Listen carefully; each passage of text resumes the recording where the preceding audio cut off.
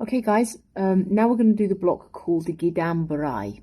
So if you remember, while I'm up close, Gedan barai was where you squeezed your elbows together and you pulled this one back and then let this one come down. Now remember, the importance of this is it doesn't come straight out in front, it's blocking down, covering the whole of your body here. Okay, so the point is squeezing your elbows together and pulling this down. Okay, so we'll do some together. So keep everything relaxed with your arms so that the energy and the blood can flow and the power doesn't come from your shoulders.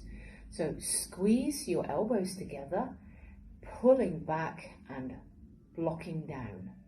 This hand now is going to go up to your neck. Squeeze your elbows together and pull and block down. Squeeze and pull.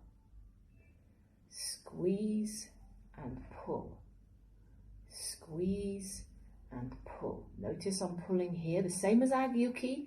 I have a really strong hikote. It's the same with this. So you can see me from the side.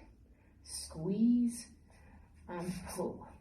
Squeeze and pull. Squeeze and pull. Squeeze and pull. I'm going to count you through some.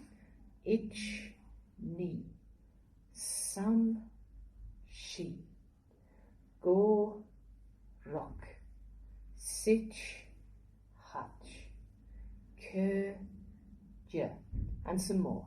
Ich, ni, sam, shi, go, rock, sich, hutch, squeeze and pull, squeeze and block down.